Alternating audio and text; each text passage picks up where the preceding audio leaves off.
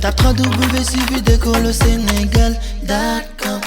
À école au Sénégal, c'est facile, tu n'as qu'à te connecter. Tape école au Sénégal, les leçons sont beaucoup plus détaillées. Bonjour, c'est Mouche Boy. Voilà, toujours on va continuer donc le problème. Et là, donc on a répondu à ces deux questions-là. Au niveau de la troisième question, on a défini une fonction h qui est la restriction de g sur moins l'infini 0. On va regarder moins l'infini 0. Moins l'infini 0 est là. Voici donc la fonction h de x. La fonction h de x est définie par racine carrée de x au carré moins x si x est inférieur à 0. Donc là, on a étudié la dérivabilité en 0 et la dérivabilité en 1. On a remarqué que la fonction n'est pas dérivable en 0 ni en 1. Donc on peut maintenant, si on part de la réciproque, donc on peut donc prendre l'inégalité donc stricte. Voilà, donc voici de toute façon comment on a défini la restriction. Pourquoi on a pris l'inégalité stricte, la pertinence de l'inégalité stricte. Donc on verra ça au niveau donc, des questions suivantes. Alors, on a dit que h de x est la restriction de g sur moins l'infini 0. Donc moins l'infini 0 est là.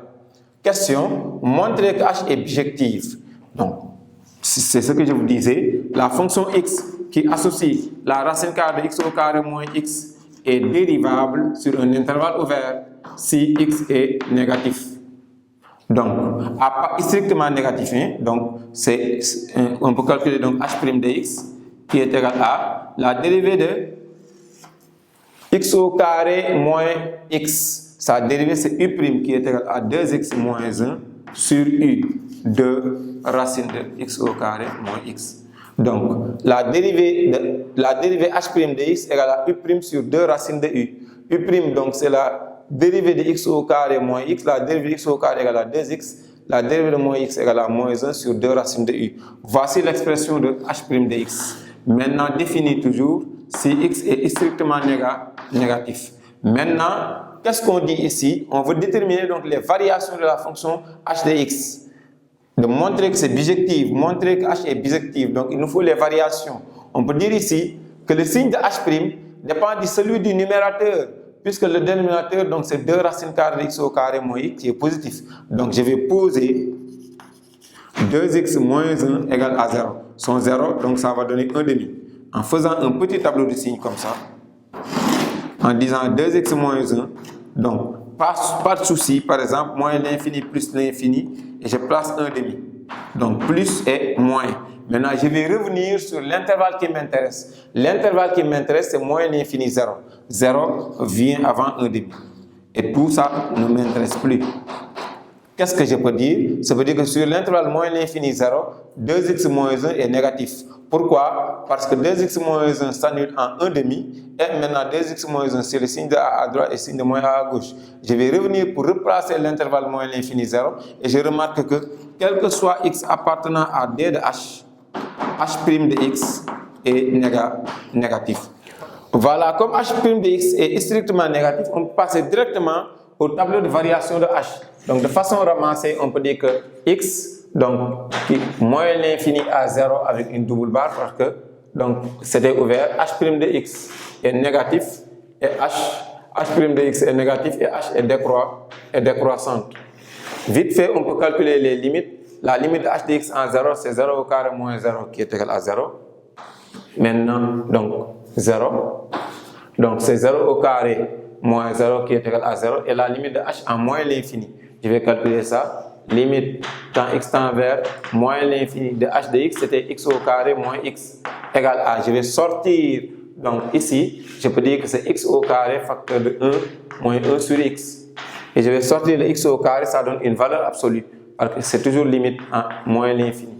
Donc ça donne limite en moins l'infini de la valeur absolue de x, racine carrée de 1 moins 1 sur x. Donc ces genres de limites ont été déjà rencontrés donc, en première. À partir de là, donc la valeur absolue de x égale à moins x tend vers plus l'infini quand x tend vers moins l'infini. Et ceci tend vers 0, 1 sur x tend vers 0 en moins l'infini. À l'intérieur de la racine carrée, on a 1, donc plus l'infini fois 1, ça donne plus l'infini.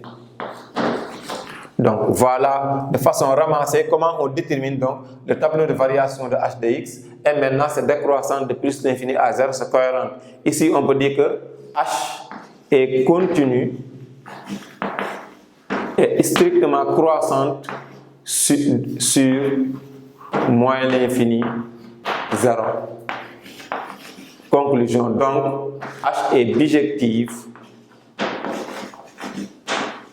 de moins l'infini 0 ouvert vers maintenant cet intervalle-là. On lit comme ça parce que donc, la fonction est décroissante, c'est 0 jusqu'à plus l'infini. C'est l'intervalle J à déterminer. Voici donc l'intervalle J qui est le domaine de définition de H-1' prime de X. Donc H-1 d de H-1 égale à J qui se trouve au niveau des flèches 0 jusqu'à plus l'infini.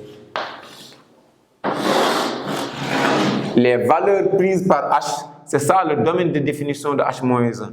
On nous a demandé de montrer que H est bijective de moins l'infini 0 vers un intervalle J à préciser. Voilà, on l'a précisé. Et là, on a dit H-1 est-elle dérivable sur J? Comme H-1 est défini sur J, quand est-ce qu'elle est dérivable? D'après donc une propriété du cours, on a dit que H-1 est dérivable